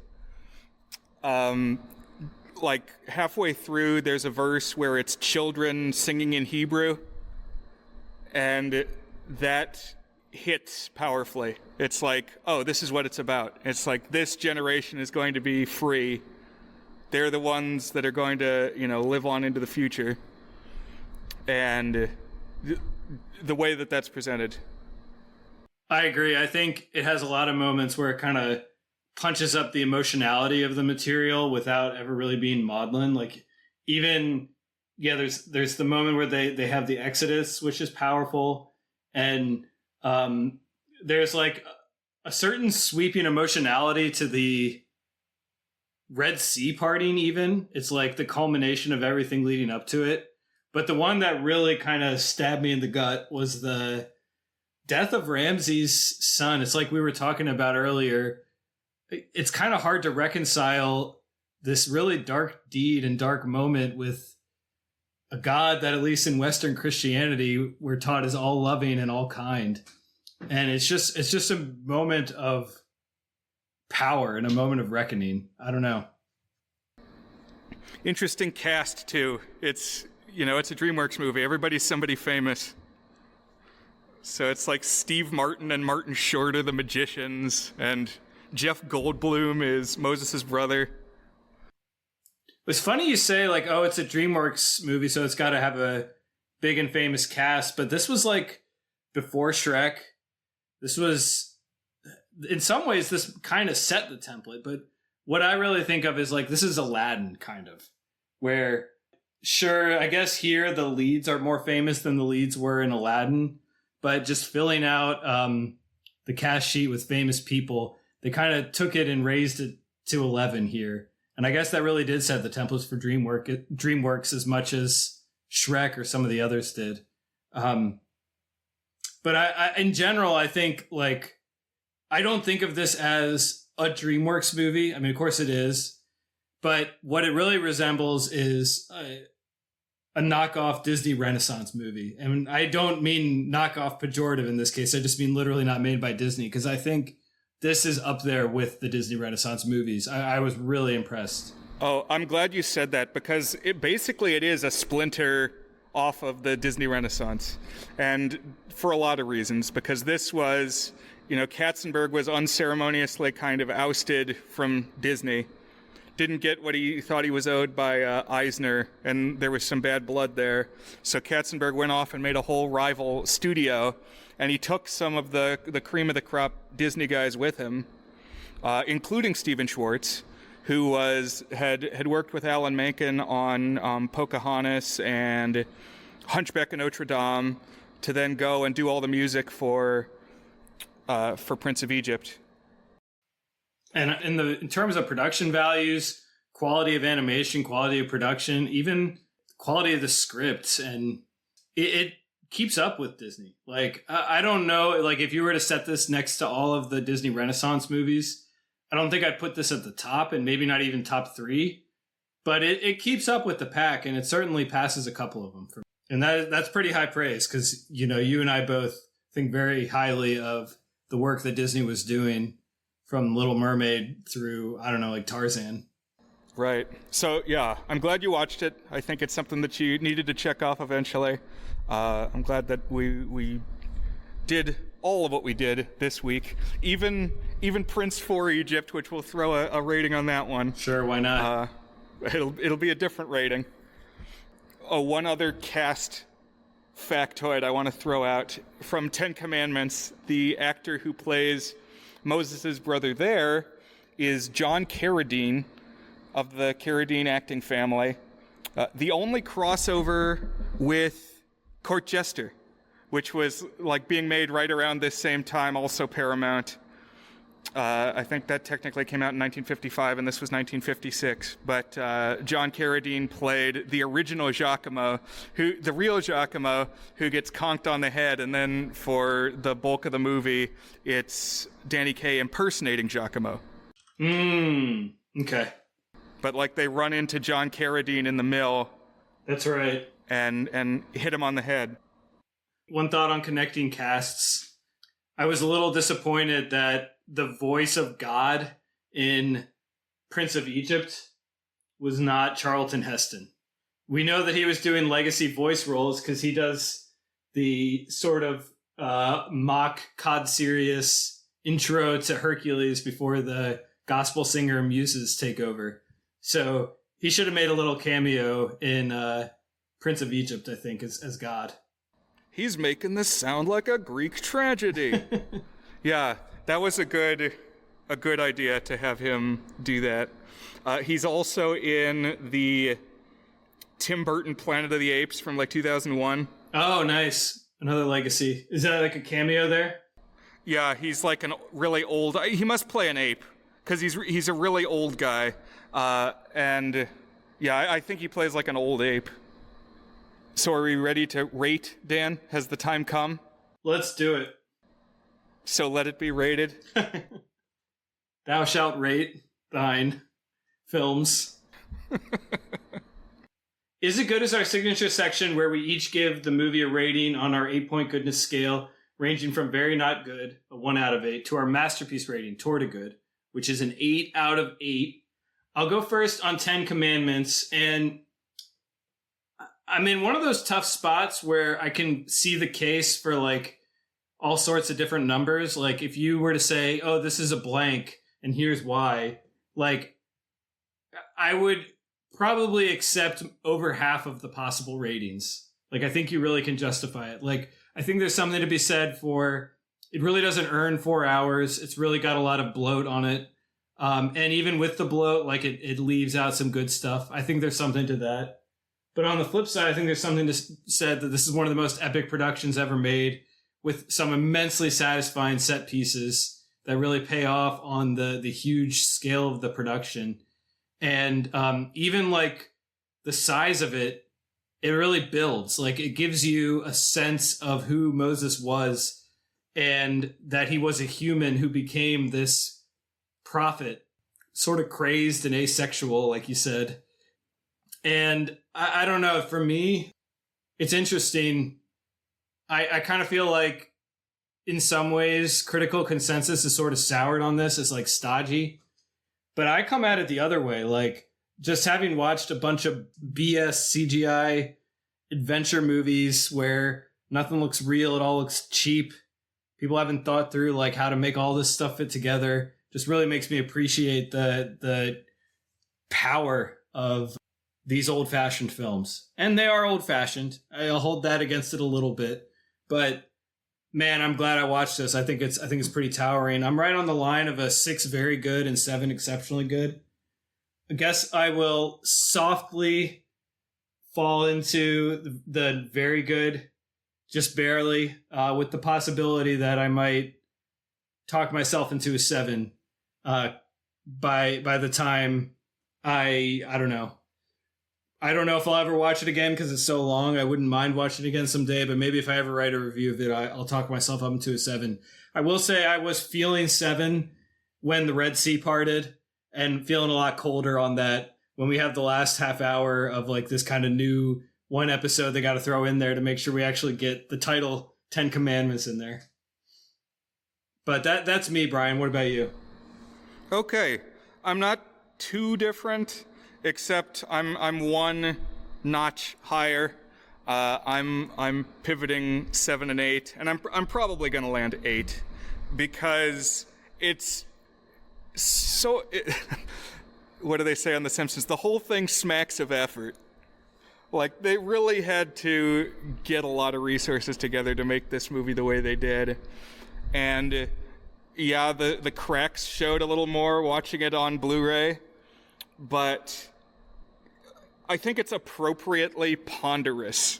Like, this is a big biblical story, something that has lasted through the ages, and they gave it the telling that it needed for a live action treatment. Think about it, a live action in the 50s. And so they had to really, it's real. It feels real mostly.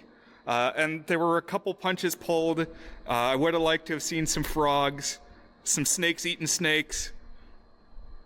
But it's big and it feels big and I respect it.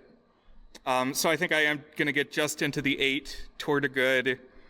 And it's easily my favorite 4-hour movie. Like, of the other 4-hour movies that I've seen, I guess would just be Gone with the Wind and even Return of the King. I feel like this one has more of a beginning, middle, and end. And like a trajectory it traces, it does kind of fall off a little at the end, post-Red Sea. But you know, this tells the whole life. This is Moses' story, and it goes all the way through. So I think it works. Yeah, a classic film. So I guess we can do, if we're going chronological here, we'll go to Prince of Egypt. This being the DreamWorks animated musical. Right. So what'd you think of this one? Very, very fond of it. I thought it's terrific. I honestly, there's a couple bits where it either felt rushed or it felt a little either overcooked or undercooked. I'm not sure what's the right descriptor there, but like I found the assistance to be a little tedious. I don't know. Little bits here and there I kind of rolled my eyes at, but like I'm burying the lead, which is that this is a really special film, that it manages to tell a classic story in a way that's really accessible, but also really has the scope preserved. Like just very, very exciting and well done. And it lands the moments it absolutely needs to land. And it really makes you, it really pulls the heartstrings too. Like you really feel the outcome of Moses' journey here. And yeah, it does kind of the goofy thing where it's like, well, we got to show the 10 Commandments because that's what people expect in like the last shot of the film. But I don't know. I think this is a terrific film that stands up with the best of them from the era.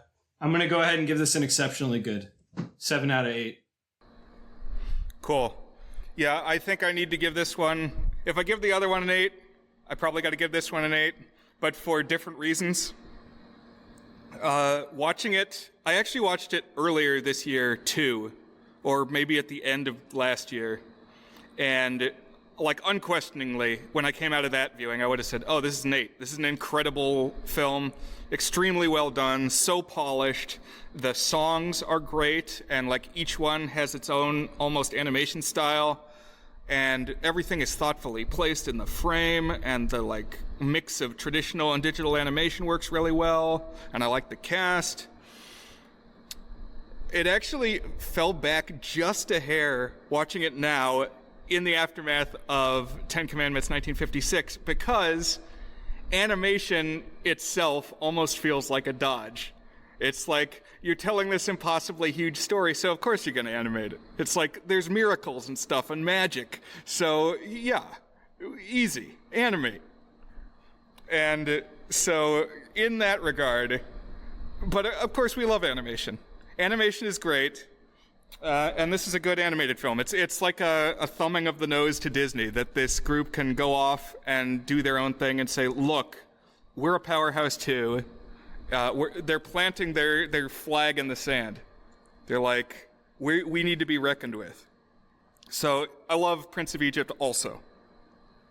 I think you're onto something, and but I do think that it's better to be animated than to be cheap CGI. I don't know, maybe. I would be interested to see this get like a proper action adventure live action adaptation with the modern technology, but I'm sure it would disappoint.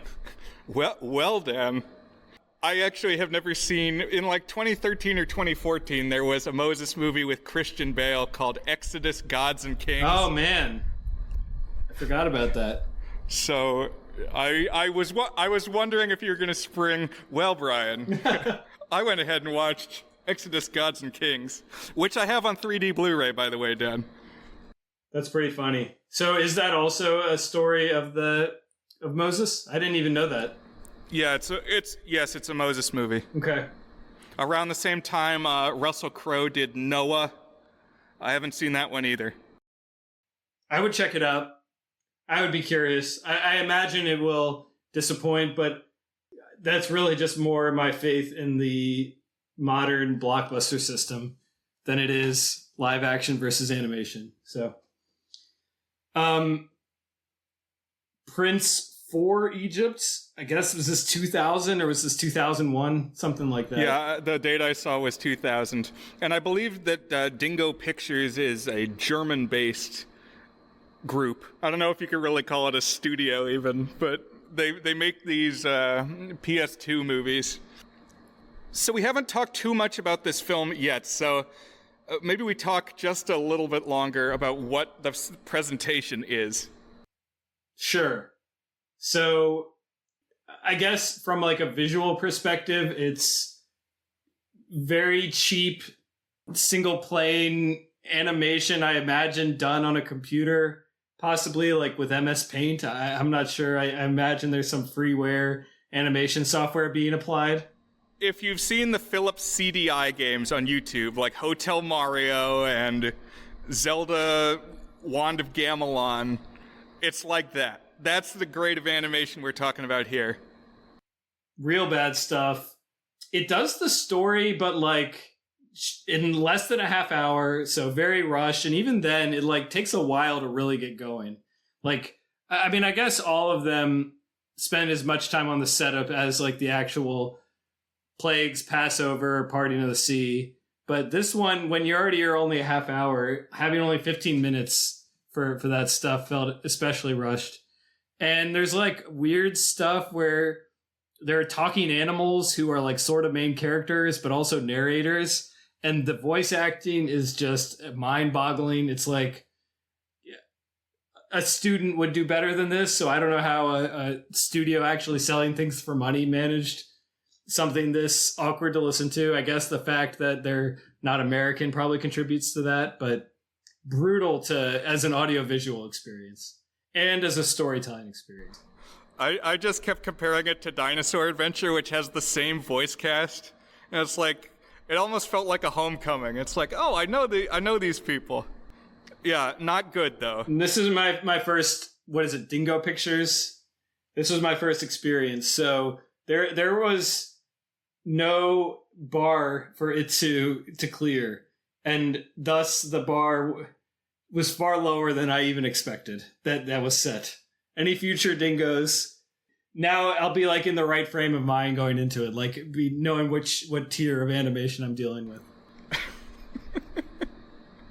Yeah. So what's the number, Dan? It's possible this is the easiest 1 out of 8 I've ever given, but it's definitely a 1 out of 8. It's a very not good. It's not even like so bad it's good. I mean, some of the voice acting, like I said, kind of gets there, but it's just like amateurish and deeply unpleasant. So 1 out of 8 for me. What about you, Brian? I concur. It's a 1. It's really rough. Not as tedious as some of the dingoes that I've seen, and mostly because it does follow like an existing narrative. Like this is a known tale that they're at least trying to tell, but the animation's so basic, and something they do a lot is like a walk cycle where it's just a distant wide shot and the people are kind of jittering flatly across the screen. And you get a lot of that. Yeah. I will say there was one moment that made me laugh out loud in this, which was when God is talking to Moses. And he's like, all right, here's the burning bush talking to Moses. We have like the same 3 frames of burning bush animation to show. And then all of a sudden, a man appears. I guess this is God.